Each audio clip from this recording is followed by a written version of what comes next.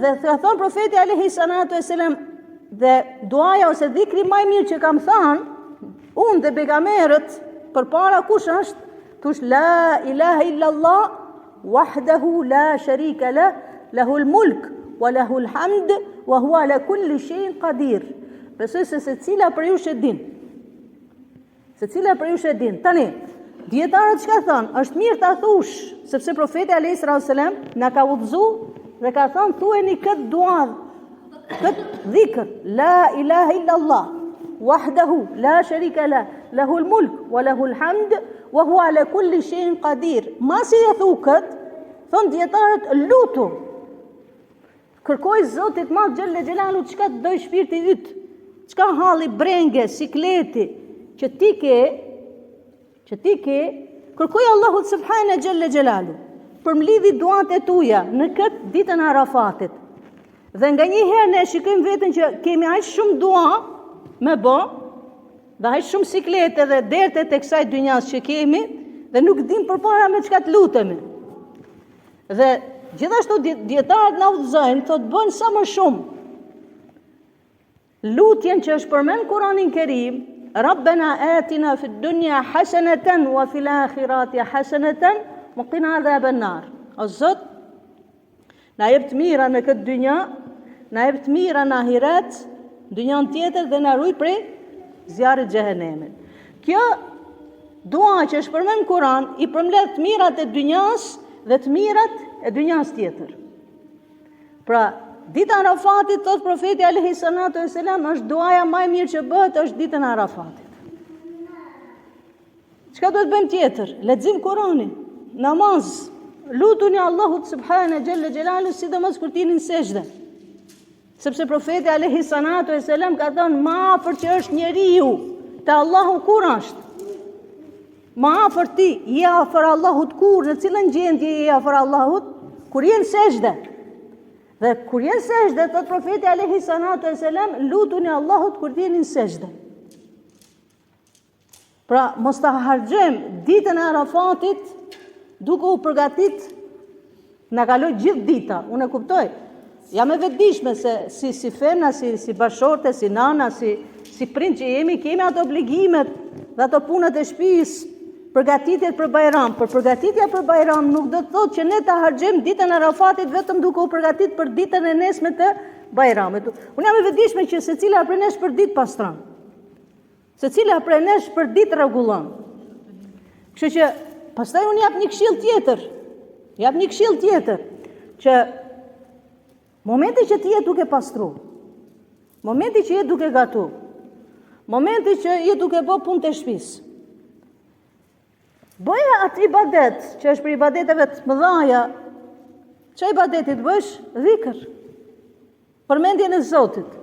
Thush Allahu akbar, Allahu akbar, Allahu akbar, la ilaha illa Allah, Allahu akbar wa lillahi alhamd. Je të fshi, përmend Allahun. Je të gatu, përmend Allahun.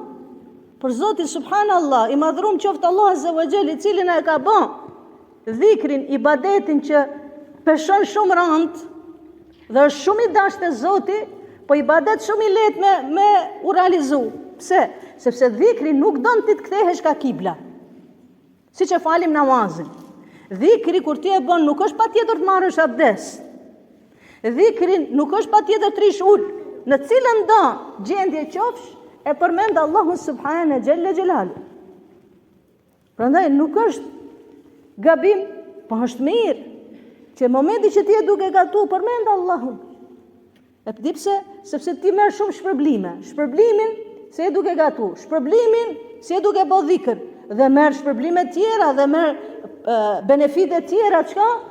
Ke bereqet në atë punë që ti e duke bë, çdo punë që bëhet me emër të Zotit, çdo punë që bëhet me emrin e Allahut, dhe çdo punë që bëhet duke u përmend Allahu, ka bereqet në atë punë.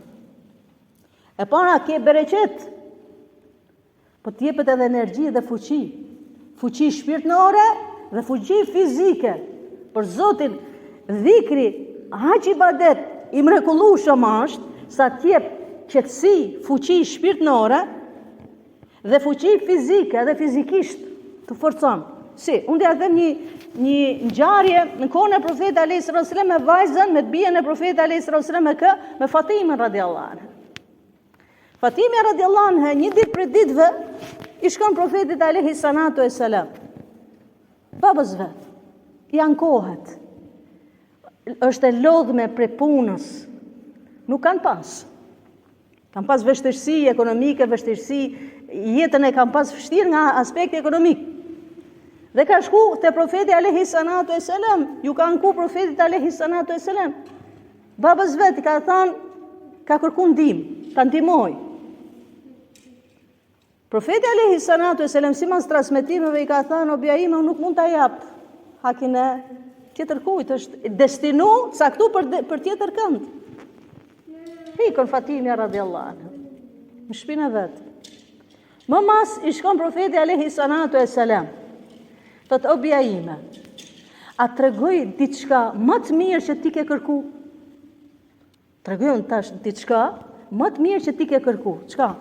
Kur të bish me flet, përpara se me flet, thuj 33 herë çka? Subhanallah. Thuj 33 herë çka? Alhamdulillah. Thuj 34 herë çka? Allahu Akbar.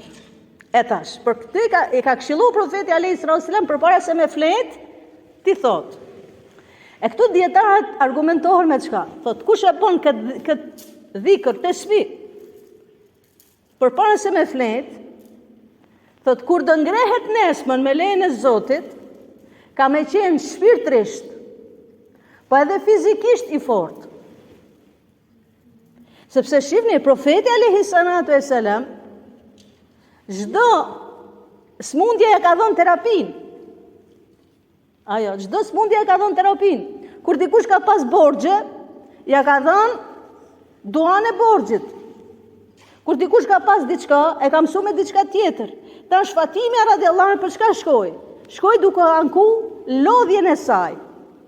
Shkoi duke anku fukarallëkun e saj dhe Profeti alayhis salam çka i tha? Unë do të tregoj diçka më të mirë se kjo. Që ti nëse thu këtë 33 herë, Subhanallah, 33 herë, Alhamdulillah, 34 herë, Allahu Akbar, përpara se me flet, kur të ngrehet në sabah, kjo është mendimi dietarë, kur të ngrehesh në mëngjes, do kesh fuqi fizike dhe shpirtërore do jesh mirë, por inshallah Zoti do t'japi bereqet dhe do t'japi risk. Me lejen e Allahut subhanahu xhalla xhelal.